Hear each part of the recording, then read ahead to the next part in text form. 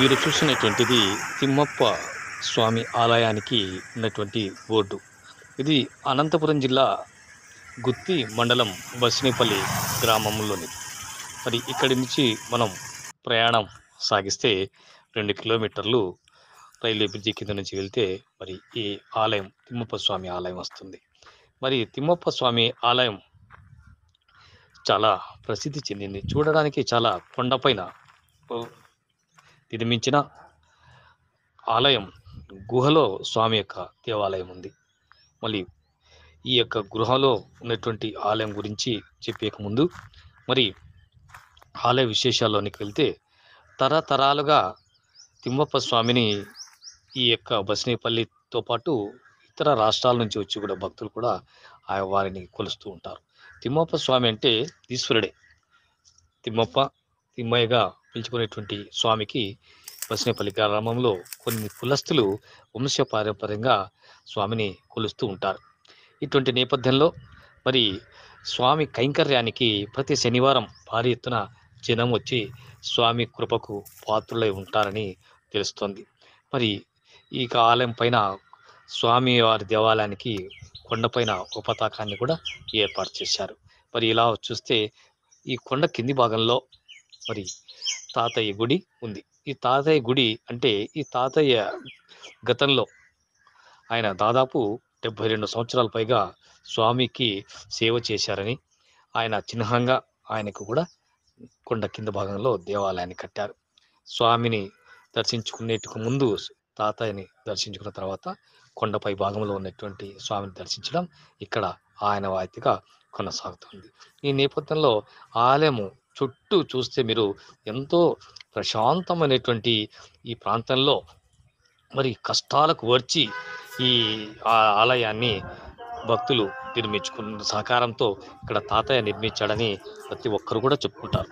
ఆయన కృషి పట్టుదల వల్లే ఆలయం అభివృద్ధి చెందిందని, ఈ ఆలయానికి కొంత భూమి ఉన్నప్పటికీ కూడా భూమి నిరుపయోగం ఉన్నట్టు తెలుస్తోంది. వర్షాలు రాక ఇబ్బందులు గురి పంటలు పండగ మరి ఉన్నటువంటి అర్చకుడు కూడా ఇతర ప్రాంతాల నుంచి శనివారం ఖచ్చితంగా వచ్చి ఇక్కడ ఆలయంలో పూజలు పునస్కారాలు చేయడం కొనసాగుతుందని, తర్వాత భక్తుల కోరిక మేరకు పిలిచినప్పుడల్లా కూడా మరి స్వామివారికి పూజలు పునస్కారాలు కొనసాగుతున్నాయి. ఇందులో భాగంగా క్రింద వైపు చూస్తే ఎంతో చుట్టూ ఉన్నటువంటి పొలాలు, మరి భక్తులకి కావాల్సినటువంటి నీటి సదుపాయం ఉన్నటువంటి ట్యాంకు ఏర్పాటు చేశారు. మరి ఇక్కడే నాగలు అంటే నాగ సర్పాలు 2 ఉన్నట్లు ఇక్కడ చిన్నగా నిర్మించారు. ఈ విధంగా చాలా చూడడానికి ముచ్చటగాను ఆహ్లాదభరితంగాను భక్తులకు ఆనందంగా ఉండేందుకు ఇక్కడ అంతా కూడా ప్రకృతి ఎంతో మనోహరంగా కనిపిస్తోంది. మరి ఈ ప్రకృతి శుద్ధంగా ఏర్పడినటువంటి ఈ రూపంలో మరి స్వామివారిని దర్శించుకునేందుకు ఒకవైపు దక్షిణము నుంచి గుడిలోనికి మార్గం ఉంది, మరి తూర్పులో నుంచి కూడా లోపలికి వెళ్ళేందుకు కూడా మార్గం ఉంది. అంటే ఎవరైనా చూసుకుంటే భారీ ఎత్తున ద్వారం నుంచి వెళ్తే అంత వెడల్పుగా ఉంటుందేమో స్వామి దగ్గరికి, స్వామి సన్నిధికి అనుకుంటారు. కానీ ఇక్కడ మాత్రం వాళ్ళటువంటిది ఏదీ లేదు. కేవలం చాలా చిన్నదిగా ఉంటుంది. మరి ఈ చిన్న యొక్క గుహలో నుంచి మనం ప్రయాణం చేయాలి. ప్రయాణం అంటే ఎన్ని కిలోమీటర్లు కాదు, కేవలం ఒక 20 అడుగుల లోపలే మరి స్వామిని దర్శించుకునేందుకు ఇక్కడ ఏర్పాటు చేశారు.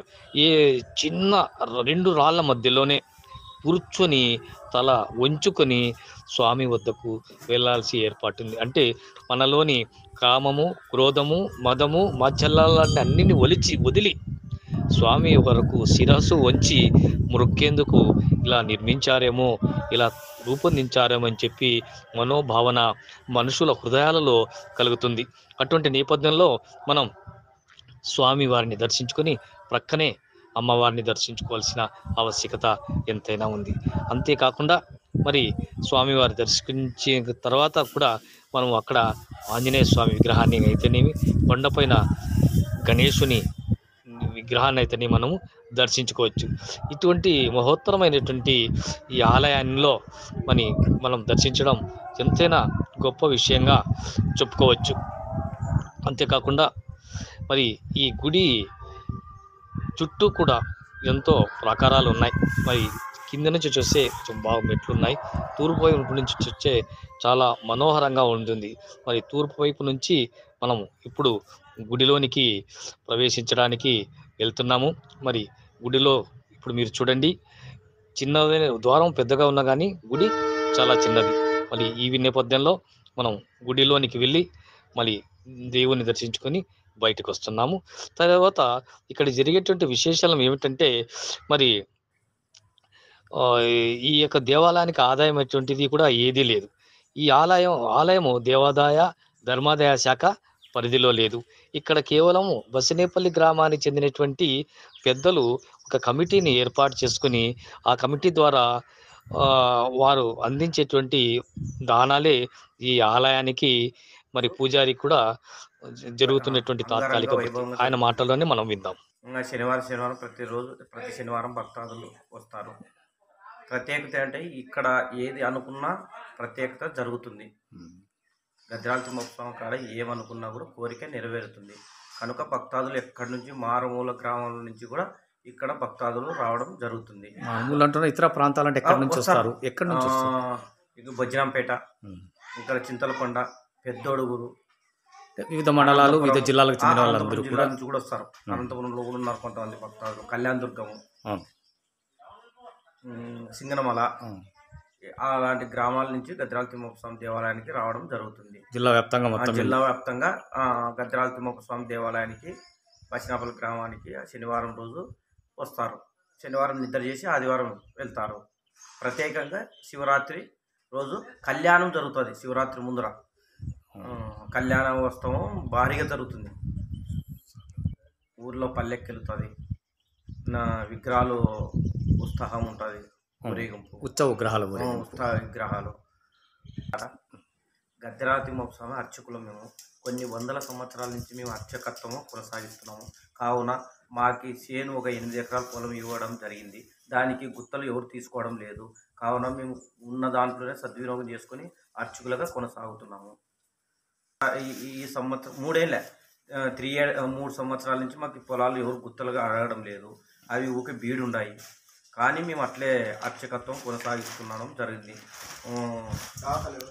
దాతలు ఎవరన్నా ఉంటే గద్రాల తిమ్మప్ప స్వామికి సాయం చేస్తారని మరీ కోరుతున్నాము.